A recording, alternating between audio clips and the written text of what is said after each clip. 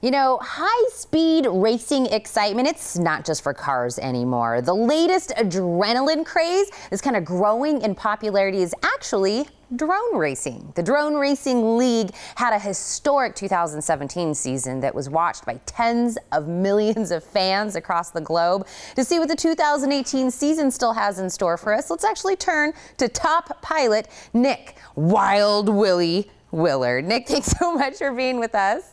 I'm glad to be here. Thank you for having me. Well, I feel like we're already big fans of Wild Willy and the Lee because you guys were just here in Tucson, what was it, back in March at the Biosphere 2, right? Yep. And so I feel like we're big fans already in Tucson, but if somebody doesn't know, what is the league? So the Drone Racing League is the only professional drone racing circuit in the world. So we have 18 pilots, and we travel the world to these crazy, iconic venues like Biosphere 2, right outside of Tucson. And we have these amazing three-dimensional courses with giant, neon LED gates and stuff that we race through. And, everyone is gunning in the season to try and get that first place in the World Championship. So how did you necessarily get into drones in this whole thing? I got into drones about 3 to 4 years ago. I did a summer internship at the University of Kentucky. I worked in their UAV lab for about a year, and I kind of got into, fixed wing RC planes and, building planes and stuff from scratch. And then I started seeing YouTube videos surface where people were racing drones like this through the forest, and I just thought it was the coolest thing I'd ever seen. And so the engineer in me ordered a bunch of parts to build my own racing drone got them online, and I built my racing drone, and it was just the most amazing thing I'd ever done. And I've just lived and breathed it ever since then.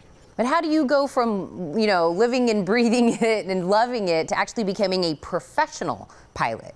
I mean, the best way to become a professional is to just go out and train really hard as much as you can. I mean, I go out 4 to 5 times a week, and I really push myself and really try and practice and train.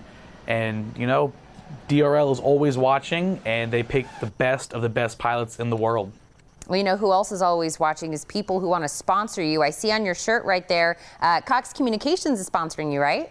Yeah, absolutely. I'm just excited to have Cox as my sponsor for the 2018 season. And you also get being a sponsor, you get to be in an ad.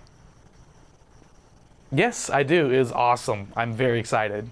This is really it's when I said growing in popularity, it's like no joke.